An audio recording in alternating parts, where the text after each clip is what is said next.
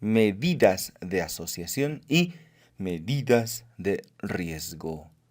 Nos encontramos en el nivel investigativo relacional, el mismo que plantea la relación entre dos variables analíticas. Y el objetivo que vamos a desarrollar hoy es el objetivo medir la fuerza de asociación previamente demostrada. Y cuando hablamos de asociación, estamos hablando de la relación de dos variables categóricas. Todo este nivel es evidentemente inferencial. Y la inferencia estadística la podemos alcanzar tanto con la prueba de hipótesis como con la estimación puntual. Y medir la fuerza de asociación corresponde a una estimación puntual. Es importante remarcar que para desarrollar una medida de asociación, previamente se tuvo que haber demostrado la asociación. Si no existe tal asociación, entonces no hay nada que medir. Las medidas de asociación en las tablas de contingencia dependen de la naturaleza de las variables participantes. Así, debemos recordar que las variables categóricas las podemos dividir de acuerdo a su escala de medición en nominales y ordinales, mientras que las variables numéricas son las de intervalo y de razón.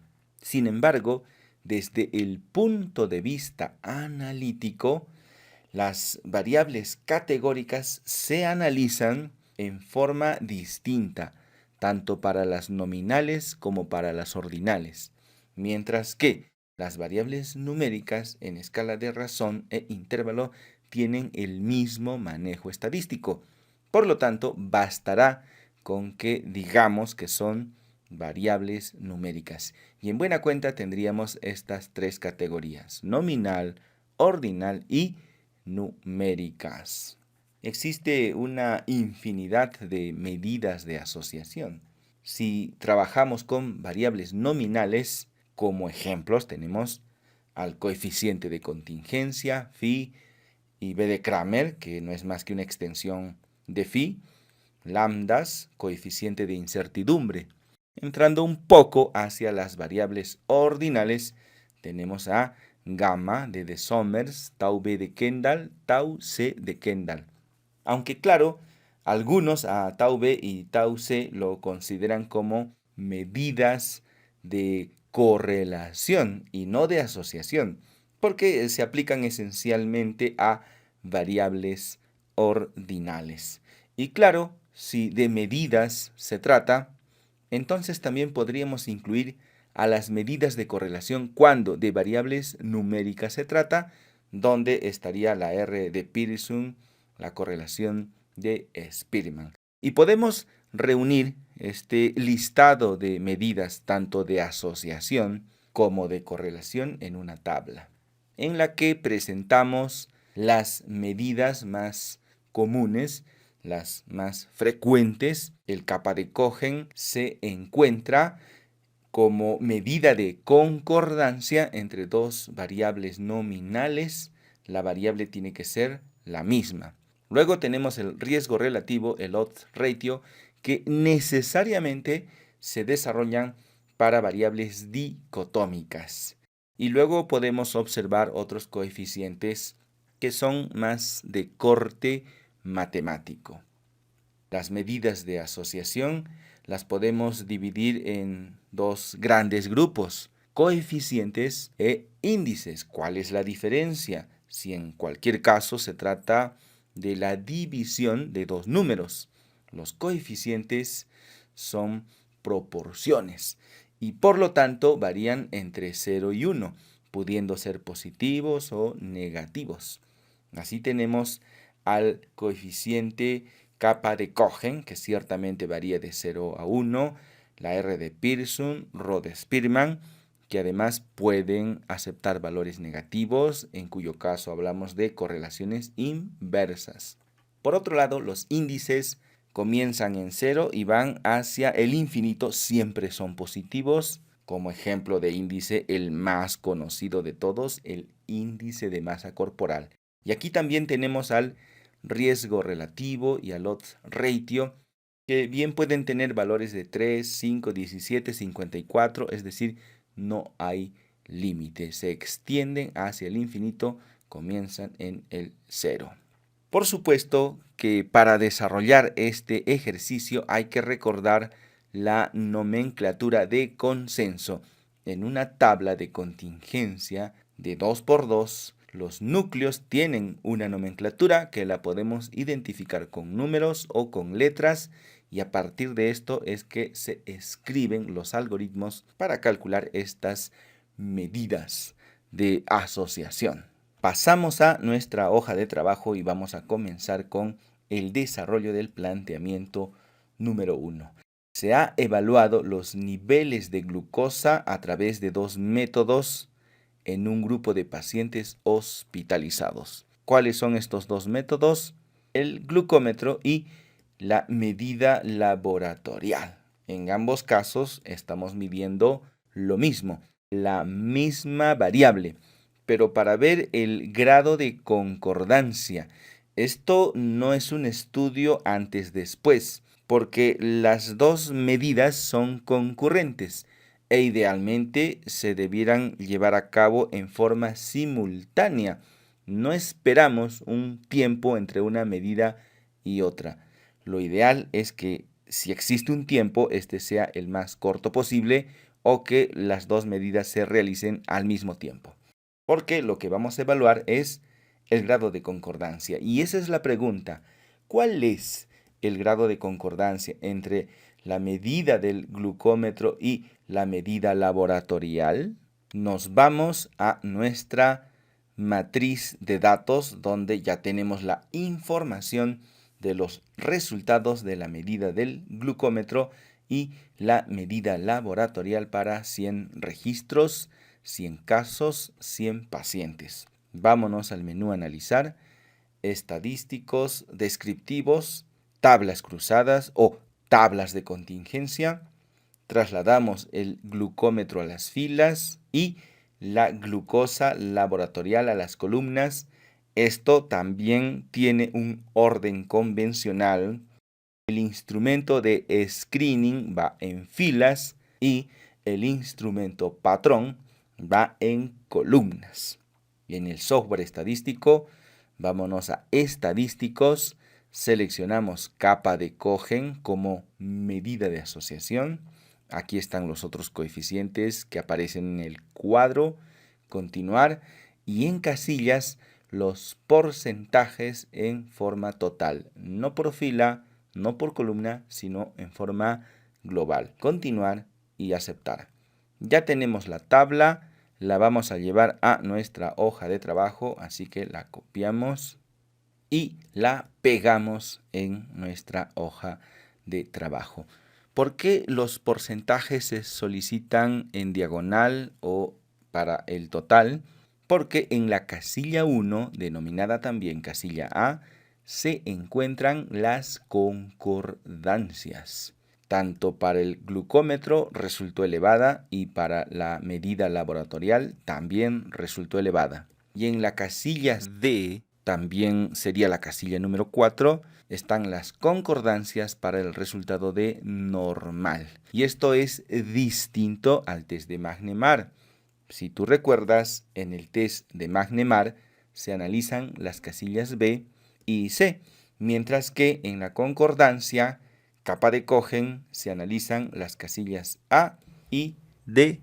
Ahora vamos por el valor del kappa, y esto también ya está en los resultados, sería 0,66. Vamos a escribir esa información. Luego está el error estándar, 0,075. 0,75. Vamos a utilizar 3 cifras decimales y nada más nos faltaría el intervalo de confianza para el kappa, porque toda estimación puntual se acompaña de su intervalo de confianza. Y bueno, como el software no lo ha calculado, lo vamos a hacer manualmente y aprovechamos para repasar este concepto. Voy a copiar este cuadro y lo voy a pegar en una hoja de cálculo de Excel para poder calcular su límite inferior, el mismo que es igual a el estadístico menos 1,96 veces el error estándar. Y el límite superior es igual a el estadístico más 1,96 veces el error estándar. Este es el intervalo de confianza para el capa de Cohen, que si tú quisieras calcular el intervalo de confianza para la media, entonces el estadístico sería la media. Y así puedes calcular el intervalo de confianza para cualquier estadístico. ¿Por qué 1,96? Por el 95% de confianza. Copiamos estos resultados y lo llevamos a nuestra hoja de trabajo. Y listo. Ahora vamos con el planteamiento número 2 y claramente nos anuncian que se trata del diseño de casos y controles. Incluso aquí en la tabla ya está identificado que los porcentajes los vamos a calcular hacia la parte de abajo en forma vertical o por columnas. Se ha evaluado la frecuencia de el hábito de fumar en un grupo de pacientes con y sin cáncer de pulmón. Entonces, el grupo de casos son los que tienen el cáncer, el grupo de los controles, los que no lo tienen, y en filas tenemos el hábito de fumar. Por convención, el grupo de riesgo sería los que fuman y el grupo sin riesgo sería los que no fuman. Este orden es importante para los cálculos que vamos a hacer. Y vamos a trabajar con la misma matriz de datos. Vamos a hacer algunas ediciones en vista de variables. Esto para no tener que generar nuevas matrices. La primera variable se denomina hábito de fumar. Así que lo pondremos en la primera. La segunda, cáncer de pulmón, va a ser la segunda. Entonces, primero va las variables que ocupan las filas y después la variable que ocupa las columnas. Para el nombre pondremos fumar, no se aceptan espacios en este lugar. Y aquí pondremos cáncer, sin tilde porque tampoco se aceptan caracteres especiales. Y ya luego para los valores de cada categoría, simplemente utilizaremos el sí y el no. Estamos editando esta matriz de datos para efectos de desarrollar el planteamiento número 2 y, dado que son los mismos datos, hacer algunos razonamientos complementarios. Ya sabes que si haces clic en etiquetas de valor, aparecen las categorías o los números. Ahora sí, vámonos a analizar estadísticos descriptivos, tablas cruzadas o tablas de contingencia. Vamos a restablecer esto de aquí. Hábito de fumar a filas, factor de riesgo, cáncer de pulmón a columnas, grupo de casos y controles. En estadísticos, riesgo, continuar y en casillas, porcentajes por columnas. Esto es el diseño de casos y controles. Continuar y aceptar. Vamos a llevar esta tabla a nuestra hoja de trabajo, clic derecho, copiar y pegar. Ya tenemos entonces la tabla y ahora vamos a ver el estadístico, que en este caso es odds ratio. Vamos a la hoja de los resultados y aquí lo tenemos, razón de ventajas. Y asegúrate de que en principio esté el sí y después esté el no, porque es la forma correcta, es la forma convencional. Entonces el valor es 26. Vamos a copiar este dato. Y luego el intervalo de confianza que ya el software lo ha calculado. Nos llevamos estas dos casillas. Haremos doble clic para observar sus cifras decimales. ¿Y qué tal si trabajamos en este caso solamente con una cifra decimal para que no tengamos tanta complicación. Si te fijas, el odds ratio no ocupa necesariamente el valor central del intervalo de confianza, porque en este caso no hay un número que multiplicar por 1,96. Vamos con el tercer planteamiento y para ello se desarrolla un diseño de cohortes. Se ha evaluado la función pulmonar a un conjunto de personas expuestas al sílice para compararlos con un grupo de personas no expuestas. Entonces hay un grupo expuesto, un grupo no expuesto y vamos a ver cuántos se enferman en cada grupo, los porcentajes en filas. Pregunta, ¿cuán mayor es el riesgo de fibrosis pulmonar para las personas expuestas al sílice? Vamos a utilizar la misma matriz de datos, cambiando la nomenclatura. Primero, la variable de las filas en la matriz de datos, vista de variables, exposición al sílice. La segunda sería fibrosis pulmonar. Y para los nombres, aquí pondremos sílice y aquí fibrosis. Puedes utilizar cualquier palabra. Y en vista de datos ya tenemos la matriz para este ejercicio. Vámonos al menú Analizar, Estadísticos Descriptivos, Tablas Cruzadas o Tablas de Contingencia. Le damos en Restablecer.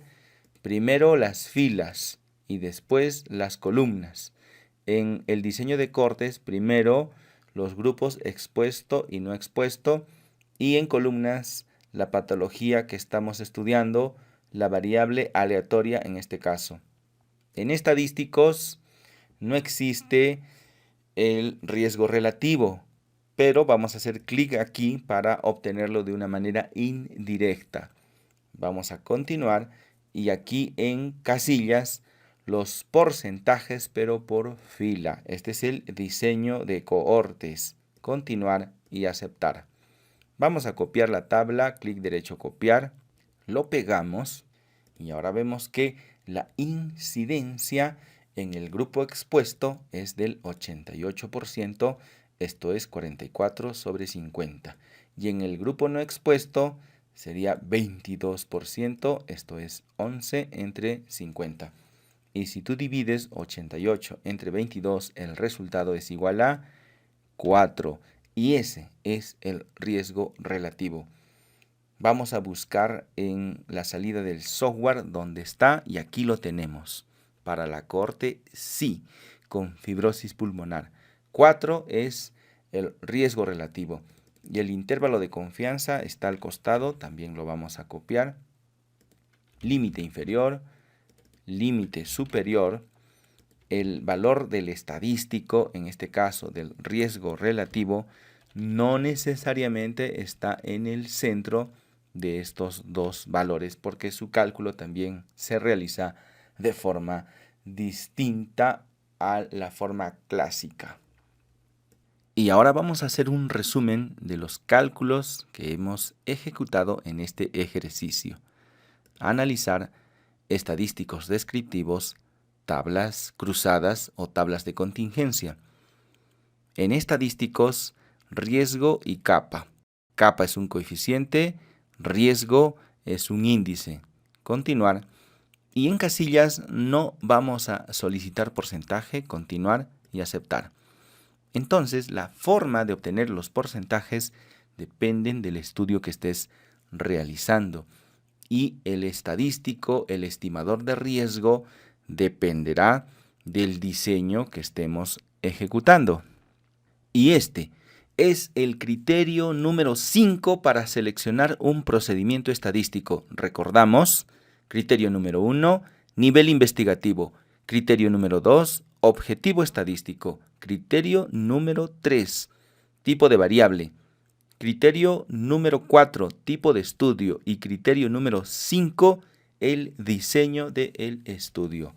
Completa tu hoja de trabajo con todos los procedimientos que se vieron en esta presentación. Y luego dale clic en guardar porque el producto del día de hoy es el archivo datos11.doc.